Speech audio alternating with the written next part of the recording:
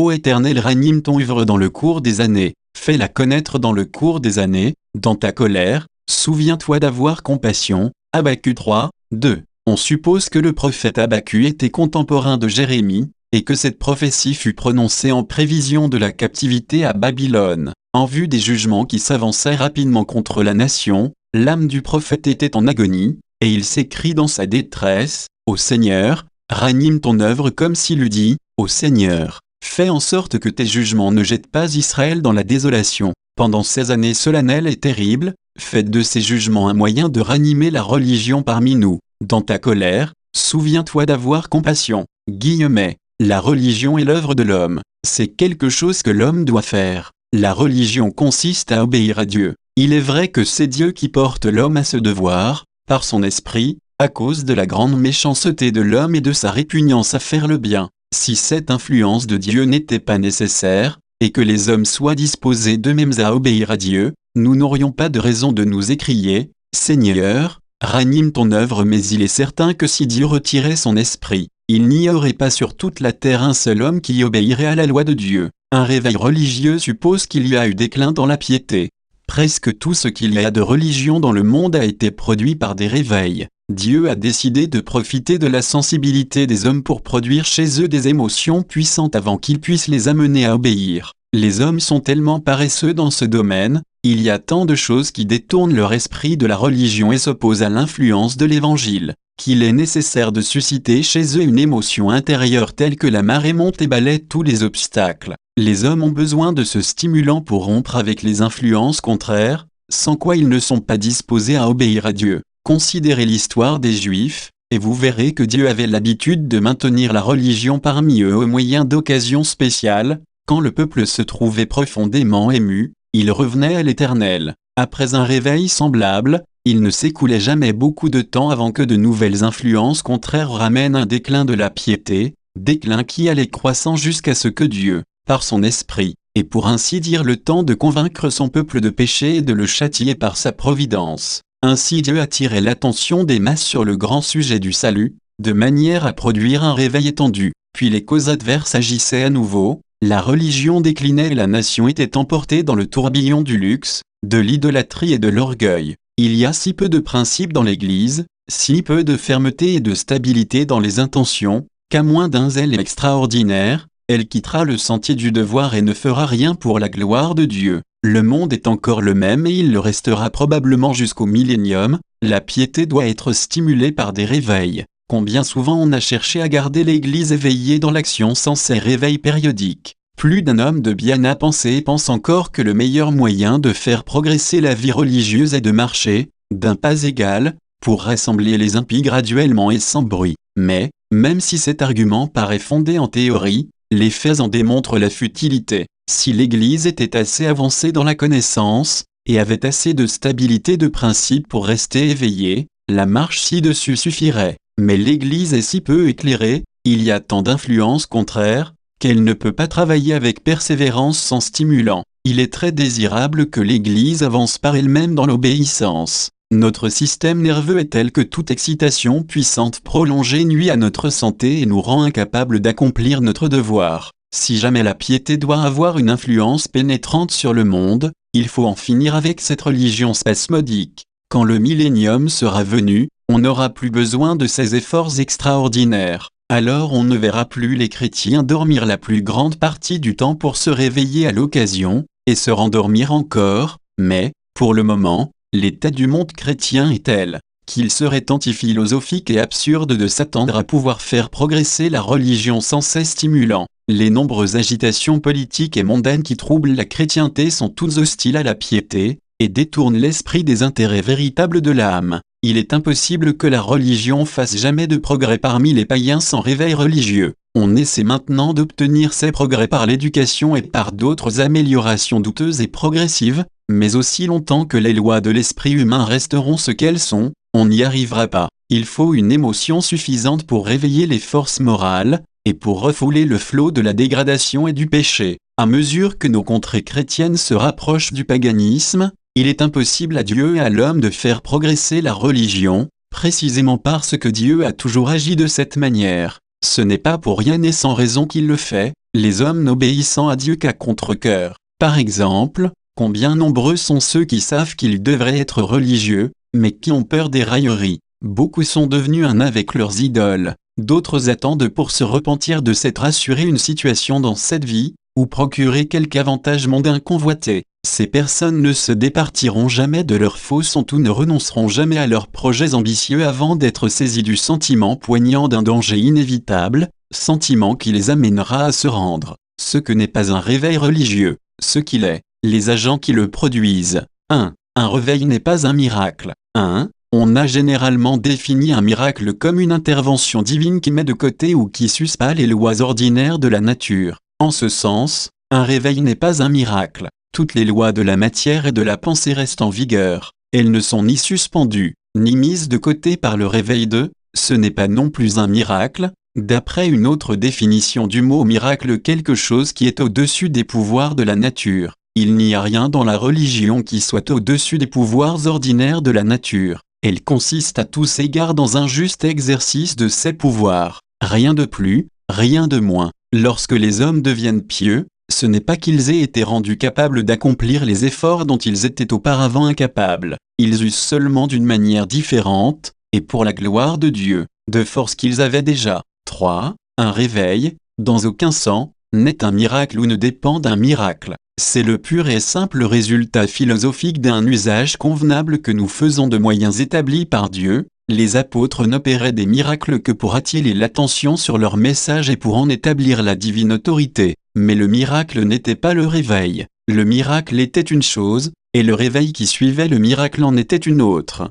Du temps des apôtres, il y avait un lien entre les réveils et les miracles, mais les réveils n'étaient pas des miracles. J'ai dit qu'un réveil est le résultat d'un emploi convenable des moyens appropriés. Les moyens que Dieu a prescrits pour obtenir un réveil ont, sans aucun doute, une tendance naturelle à le produire. Autrement, Dieu ne les aurait pas ordonnés. Mais les moyens ne produiront pas le réveil sans la bénédiction de Dieu, pas plus que, sans cette même bénédiction, les semailles ne produiront une récolte. Il nous est impossible de dire que l'influence de Dieu pour produire un réveil soit plus miraculeuse que celle qui est nécessaire pour une récolte. Que sont les lois de la nature en vertu desquelles la semence produit une moisson? Elles ne sont que l'ensemble des moyens créés par Dieu en vue de son action. Dans la Bible, la parole est comparée à une semence, la prédication à l'action du semeur et les résultats à la naissance et au développement de la moisson. Un réveil est aussi naturellement le résultat de moyens appropriés qu'une moisson est la conséquence de l'emploi des moyens capables de la produire.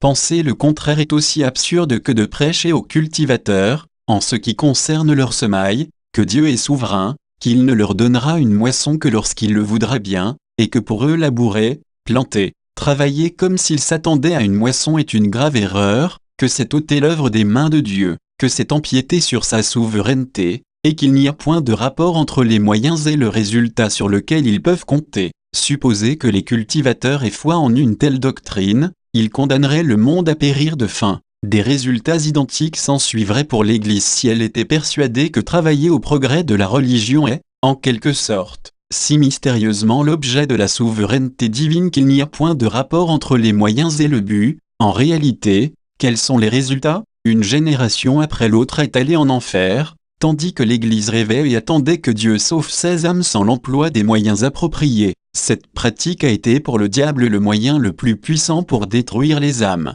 Le rapport de cause à effet est aussi clair en religion que lorsqu'il s'agit de semailles. 2. Ce qu'est un réveil. Un réveil présuppose que l'Église est tombée dans un état de déchéance. Le réveil consiste dans l'abandon par l'Église de son relâchement, et dans la conversion des pécheurs. 1. Un réveil implique toujours une conviction de péché de la part de l'Église. Des chrétiens ne peuvent se réveiller et se mettre immédiatement à servir Dieu, sans que leur cœur ait été profondément sondé par l'Esprit de Dieu. Les racines du péché doivent être détruites. Dans un vrai réveil, les chrétiens éprouvent toujours une conviction de péché, ils voient leur péché d'une manière si vive qu'il leur paraît impossible d'espérer être jamais accueillis par Dieu. Les choses ne vont pas toujours jusque-là, mais un véritable réveil présente toujours de profondes convictions de péché, et souvent des cas de désespoir les chrétiens déchus seront amenés à la repentance. Un réveil n'est autre chose qu'un retour à l'obéissance envers Dieu. Il en est comme d'un pécheur qui se convertit. Le premier pas est une vraie repentance, un brisement de cœur qui nous jette dans la poussière devant Dieu, avec une profonde humilité et l'abandon du péché. 3. La foi des chrétiens sera renouvelée. Pendant qu'ils sont dans leur état de déchéance, ils sont aveuglés sur la véritable condition des pécheurs. Leur cœur est dur comme le marbre. Les vérités de la Bible leur paraissent un songe. Ils admettent que tout cela est vrai. Leur conscience et leur jugement y donnent leur assentiment, mais leur foi ne voit pas les réalités saintes saillir en un hardi relief, ni les brûlantes réalités de l'éternité. Mais quand ils entrent dans un réveil, ils ne voient plus les hommes marcher comme des arbres. Toutes choses leur apparaissent dans cette vive lumière qui renouvelle l'amour de Dieu dans leur cœur. Ceci les portera à travailler avec zèle pour amener d'autres âmes à Dieu. Ils s'infligent de ce que les hommes n'aiment pas Dieu, alors qu'ils l'aiment tellement. Ils insistent avec tendresse auprès de ceux qui les entourent pour les persuader de donner leur cœur à Dieu. C'est ainsi que leur amour pour les hommes se ranime. Ils sont remplis d'un amour ardent pour les âmes.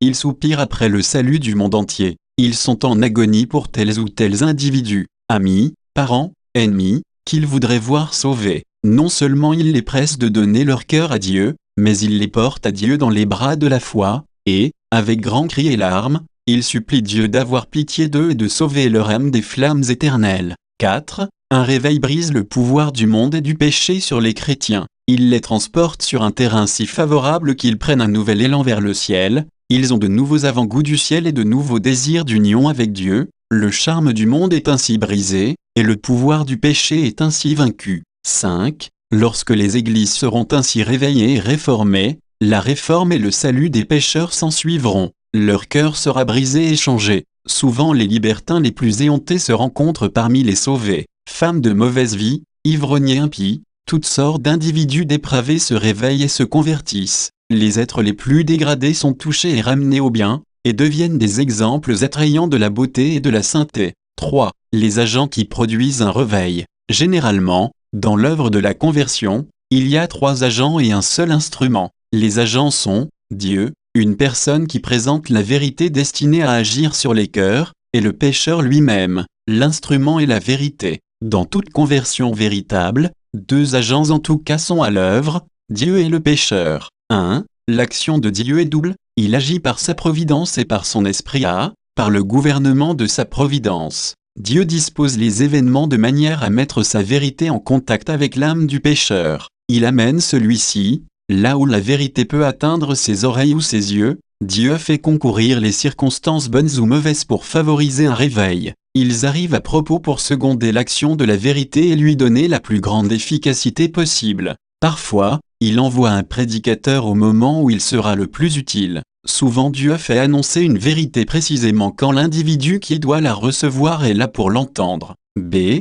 Par l'action de son esprit. Comme il a un accès direct à la vie intérieure de l'âme, et qu'il connaît infiniment bien toute l'histoire et l'état de chaque pécheur individuellement, il emploie la vérité la mieux adaptée à son cas particulier et la fait ensuite pénétrer avec une puissance divine. Il lui donne une telle vie, une telle force, une telle énergie que le pécheur est saisi, pose les armes de la rébellion, et se tourne vers le Seigneur. La vérité se présente alors sous un tel aspect qu'elle écrase l'homme le plus orgueilleux, comme sous le poids d'une montagne. Si les hommes étaient disposés à obéir à Dieu, la vérité, étant suffisamment claire dans la Bible, la prédication pourrait leur apprendre tout ce qui leur est nécessaire de savoir. Mais comme ils répugnent absolument à lui obéir, Dieu l'entoure d'un éclat particulier et jette souvent dans l'âme un torrent de lumière tel que le pécheur est convaincu et ne peut plus résister. Il se soumet à la vérité, il obéit à Dieu, et il est sauvé. 2. L'homme est habituellement employé comme agent dans un réveil.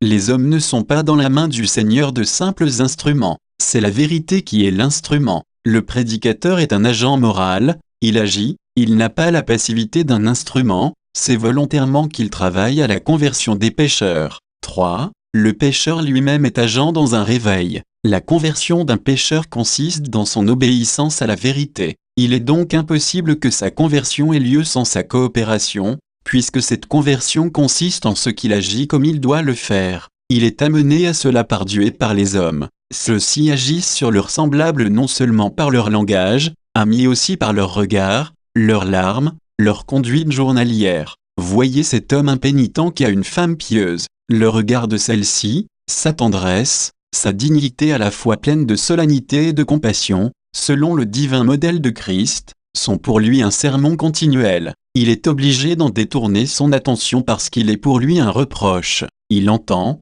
tout le long du jour, un sermon résonner à ses oreilles. Les hommes ont coutume de lire sur la physionomie de ceux qui les entourent. Souvent les pécheurs lisent l'état intérieur d'un chrétien dans ses yeux. S'ils sont pleins de légèreté, ou d'inquiétude et de diplomatie mondaine, les pécheurs s'en aperçoivent. S'ils révèlent la plénitude de l'Esprit de Dieu, les pécheurs le voient aussi. Souvent les incrédules arrivent à être convaincus de pécher uniquement en voyant la physionomie de tel ou tel chrétien. Quelqu'un vint un jour visiter une fabrique pour en voir les machines. Sa physionomie révélait des dispositions sérieuses, car il avait pris part à un réveil. Les ouvriers le connaissaient tous de vue et savaient qui il était. L'une des ouvrières le vit, chuchota une plaisanterie à sa camarade, et se mit à rire. Le visiteur s'arrêta et la regarda avec tristesse. À son tour, elle s'arrêta, son fil se rompit et elle était si agitée qu'elle ne put pas le renouer. Pour se calmer, elle regarda par la fenêtre, puis essaya de nouveau de se remettre au travail. À plusieurs reprises elle lutta pour se ressaisir.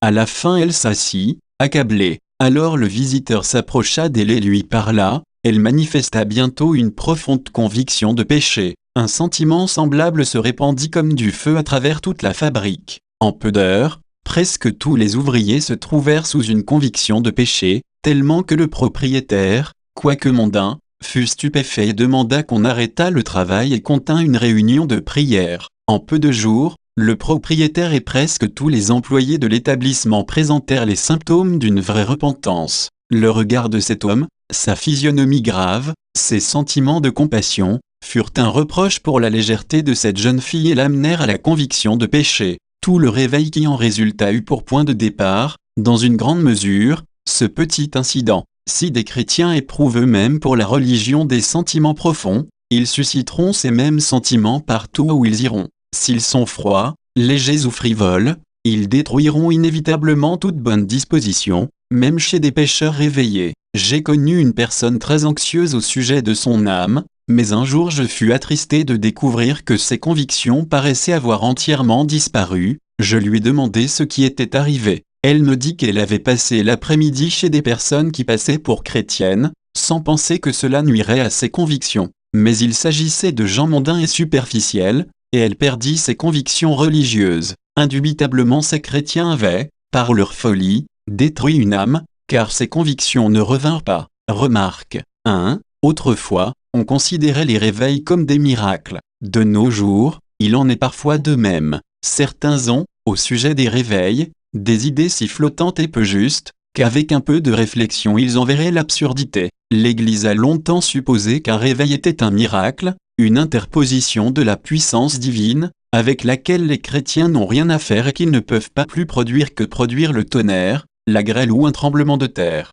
Il y a seulement peu d'années que les pasteurs pensent que les réveils peuvent être produits par des moyens spécialement appropriés. On avait jusqu'alors supposé que les réveils survenaient comme les averses, tantôt dans une ville, tantôt dans une autre, et que pasteurs et églises n'y pouvaient rien. On pensait qu'un réveil n'aurait lieu qu'environ tous les 15 ans, qu'alors Dieu convertirait tous ceux qu'il avait l'intention de sauver, puis l'Église devait attendre que vienne un nouveau temps de moisson. Finalement le terme a été abrégé jusqu'à 5 ans. J'ai entendu parler d'un pasteur qui avait cette théorie. Il y avait eu un réveil dans son église. L'année suivante il y en eut un dans une ville voisine, il y alla pour y prêcher, et pendant quelques jours il fut entièrement absorbé par ce travail. Il retourna chez lui le samedi et se prépara à la prédication du dimanche. Son âme était en agonie. Il pensa à tant d'adultes qui, dans son église, étaient encore ennemis de Dieu. Il fit ce raisonnement, il y en a tant qui sont encore inconvertis, il y en a tant qui meurent chaque année et dont la plupart sont inconvertis.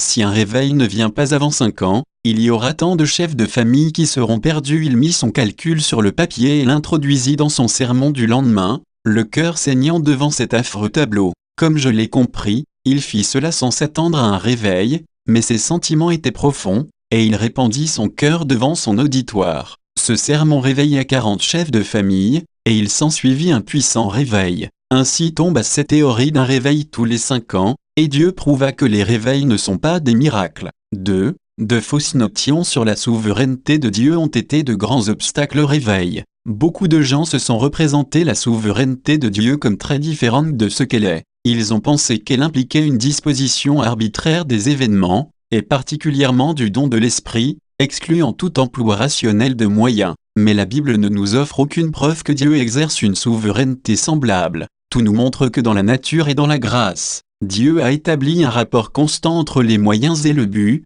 Il n'y a pas un seul événement naturel dans lequel n'intervienne son action. Il n'a point bâti ce monde comme une vaste machine qui puisse marcher seule sans qu'il continue à s'en occuper. Il ne s'est pas retiré de l'univers pour le laisser agir seul. Dieu exerce une surveillance et une autorité universelle, et cependant tout événement dans la nature a été amené par des moyens. Néanmoins, il est des gens terriblement effrayés par tout effort direct en vue d'un réveil. Il s'écrie, c'est par votre propre force que vous essayez de le susciter. Prenez garde, vous vous immiscez dans la souveraineté de Dieu. Vous feriez mieux de suivre la voie habituelle et de laisser Dieu accorder un réveil quand il le jugera bon. Dieu est souverain, et c'est très mal de votre part d'essayer de produire un réveil seulement parce que vous pensez qu'il est nécessaire. Voilà précisément le genre de prédication que le diable désire. Les hommes ne peuvent faire l'œuvre du diable d'une manière plus efficace qu'en prêchant ainsi la souveraineté de Dieu comme étant une raison pour ne rien faire en faveur d'un réveil. 3. Une des causes qui empêchent bien des hommes de désirer un réveil et d'y travailler, c'est le fait que des excès et des abus ont parfois accompagné ces fortes excitations religieuses. Sans doute il y a eu des abus, dans tous les temps d'effervescence religieuse, on peut s'attendre à plus ou moins d'inconvénients et d'abus accidentels, mais ce n'est nullement une raison pour abandonner les réveils. Les meilleures choses sont sujettes à des abus, grands et multiples sont les maux qui se sont manifestés sous le gouvernement providentiel et moral de Dieu, mais non à cause de son intervention. C'est ainsi que dans les réveils religieux l'expérience prouve qu'étant donné l'actuel état du monde, la piété ne peut progresser et s'étendre d'une manière efficace sans réveil. Les maux purement accidentels qui accompagnent quelquefois un mouvement de ce genre sont peu de choses en comparaison de tout le bien produit par les réveils. L'Église ne devrait pas admettre, un seul instant, l'idée de se passer de réveil. Une telle disposition d'esprit ouvre la porte à tous les dangers qui compromettent les intérêts de l'Église.